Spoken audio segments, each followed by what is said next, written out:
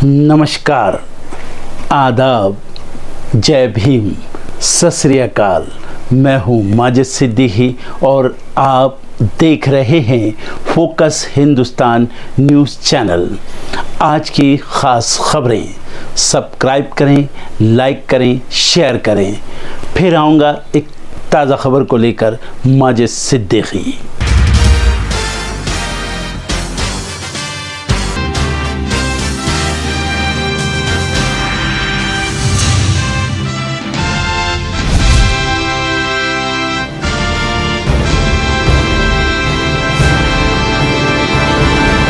PM Modi के वाराणसी दौरे का दूसरा दिन आज कई योजनाओं का करेंगे शुभारंभ।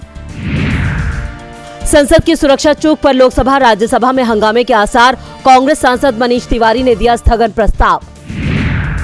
अब लोकसभा चुनाव पर कांग्रेस की नजर, यूपी कांग्रेस के नेताओं संग खड़गे की मीटिंग आज।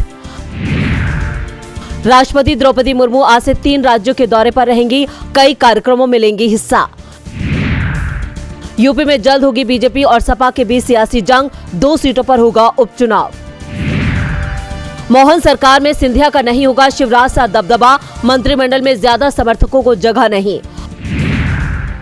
मध्य प्रदेश कांग्रेस में बड़ा बदलाव, युवा हाथों में कमान देने की तैयारी में पार्टी। संसद की सेंधमारी की आरोपी नीलम के परिजनों ने मांगी मुलाकात की इजाजत, आज होगी कोर्ट में पेशी। शाही ईदगाह मस्जिद के सर्वेक्षण की मांग, याचिका पर हाईकोर्ट में सुनवाई आज। पहाड़ों पर हो रही बर्फबारी बढ़ा रही है मैदान में ठंड, तमिलनाडु में भारी बारिश से बिगड़े हालात। अंडरवर्ल्ड डॉन दाऊद इब्राहिम कराची के अस्पताल में भर्ती, कड़ी सुरक्षा में रखा गया। अमेरिकी राष्ट्रपति जो बाइडेन की सुरक्षा में बड़ी चूक, काफिले से टकराई कार। इमरान खान की वर्चुअल रैली से पहले पाकिस्तान में इंटरनेट सेवाएं ठप, सोशल मीडिया यूजर्स भी हुए परेशान। रुवेन अजार होंगे भारत में इजराइल के नए राजदूत, नेतन्याहू सरकार ने दी मंजूरी। अर्जेंटीना और उरुग्वे में तूफान ने मचाया तांडव, कुदरत के कहर ने ली 16 लोगों की जान। कृषि निर्यात में बढ़ोतरी जारी, फल व सब्जी में 31% का हुआ इजाफा। दिसंबर के पहले पखवाड़े में डीजल की बिक्री में सुधार, पर पिछले साल की तुलना में खपत 8.1% घटी। LIC अध्यक्ष सिद्धार्थ मोहंती का बयान, 2047 तक सभी के लिए बीमा हासिल करने में LIC निभाएगी महत्वपूर्ण भूमिका।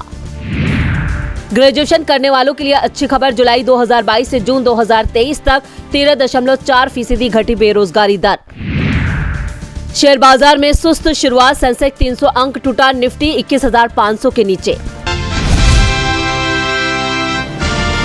पीएम मोदी आज सूरत डायमंड बोर्स भवन का उद्घाटन कर रहे हैं, जिसे दुनिया के सबसे बड़े कार्यालय परिसर के रूप में बताया जा रहा है और इसमें मुंबई के कई बड़े हीरा व्यापारियों के भी कार्यालय हैं। अब इसी को लेकर शरद पवार ने मोदी पर हमला बोल दिया है। एक मीडिया रिपोर्ट के मुताबिक महाराष्ट्र के रायगढ़ में एनसीपी प्रमुख शरद पवार ने बयान दिया और कहा कि जो लोग आज सत्ता में हैं उनमें देश के बारे में सोचने की शक्ति नहीं है।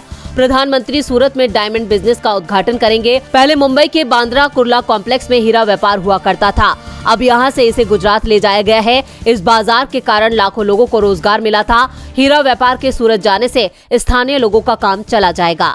इतना ही नहीं, शरद पवार ने आगे कहा कि नैना परियोजना नवी मुंबई अंतर्राष्ट्रीय हवाई अड्डे से प्रभावित क्षेत्र में क्रियान्वित की जा रही है। इससे खेती के साथ साथ किसानों के रोजगार के संसाधन भी छिन रहे हैं। अब आपको बता दें कि ये कोई पहली बार नहीं है जब इस तरह के आरोप बीजेपी पर लगे हों। इससे पहले भी कई बार बीजेपी सरकार पर यह आरोप लग चुके हैं कि बीजेपी सरकार देश नहीं बल्कि गुजरात के कारोबारियों के बारे में सोचती है, इसलिए ज्यादातर व्यापार गुजरात में शिफ्ट कर दिया जाता है।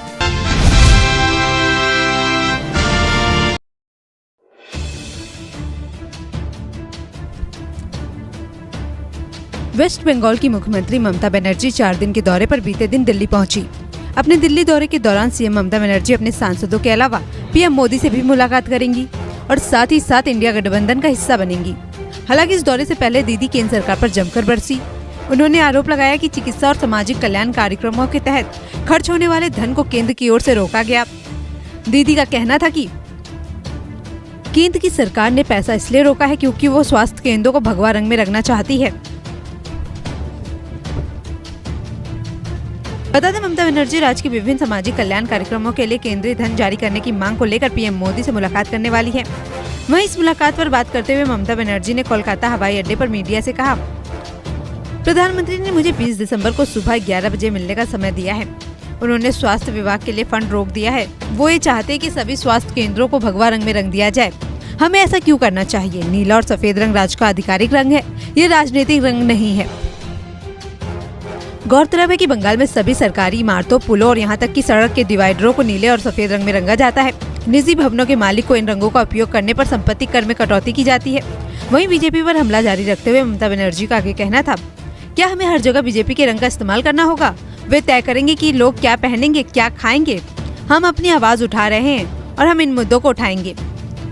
वहीं ममता बनर्जी के इन आरोपों पर बीजेपी की ओर से पलटवार भी सामने आया। मामले में बीजेपी नेता का कहना था कि केंद्र सभी स्वास्थ्य व्यवस्थाओं में एकरूपता चाहता है और ये इमारतों के रंग तक सीमित नहीं है और केंद्र की ओर से इसके लिए सख्त नियम भी बनाए गए हैं। फिलहाल ममता के इन आरोपों के बाद पीएम मोदी से उनकी मुलाकात क्या रंग लाती है, ये देखना होगा।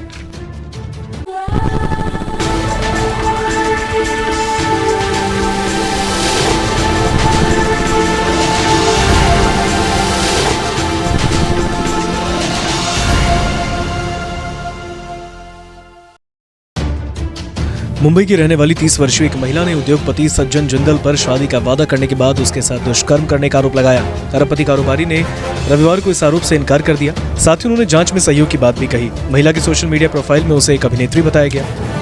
महिला ने दावा किया कि वो कुछ साल पहले दुबई में क्रिकेट मैच में 23 अरब अमेरिकी डॉलर वाले JSW समूह के अध्यक्ष और प्रबंध निदेशक जिंदल से मिली, जिसके बाद उनमें दोस्ती हुई। महिला के मुताबिक बाद में उद्योगपति उसकी ओर आकर्षित हो गए। मुंबई निवासी महिला ने दावा किया है कि कथित यौन उत्पीड़न इस साल 23 जनवरी को JSW समूह के मुख्यालय के अंदर हुआ। उसने कहा कि उद्योगपति ने उसे शादी करने का वादा किया। उसने 16 फरवरी को पुलिस से संपर्क किया और 13 दिसंबर को मुंबई के BKC पुलिस थाने में भादमवी की धारा 376, 354 और 506 के तहत FIR दर्ज की गई। रविवार शाम को जारी एक बयान में जिंदल ने आरोपों को झूठा और निराधार बताया। उद्योगपति द्वारा निजी स्तर पर जारी बयान में कहा गया वो जांच में पूरा सहयोग देने के लिए प्रतिबद्ध हैं। चूंकि जांच जारी है, हम इस स्तर पर आगे टिप्पणी करने से बचेंगे। हम आपसे परिवार की गोपनीयता का सम्मान करने का अनुरोध करते हैं। महिला ने दावा किया है कि वो जिंदल से पहली बार दुबई स्टेडियम के VIP बॉक्स में मिली, जहां उन्होंने फोन नंबर को शेयर किया। उसका दावा है कि बाद में उपनगरीय बांद्रा में एक होटल और दक्षिण मुंबई के जिंदल मेंशन के अंदर जिंदल से मिली और कथित यौन उत्पीड़न से पहले उसके साथ कार में ड्राइव पर भी गई। FIR में उसने उल्लेख किया कि जिंदल कथित यौन उत्पीड़न के बाद से उसे संपर्क करने से बच रहे।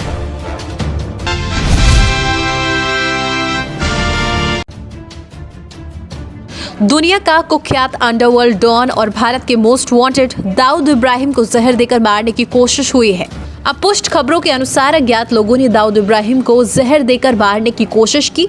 उसके बाद उसे पाकिस्तान के कराची में एक अस्पताल में भर्ती कराया गया है। हालांकि दाऊद इब्राहिम को जहर देने के बारे में कोई आधिकारिक रिपोर्ट सामने नहीं आई है। डी कंपनी प्रमुख दाऊद इब्राहिम दशकों से भारत का भगोड़ा है।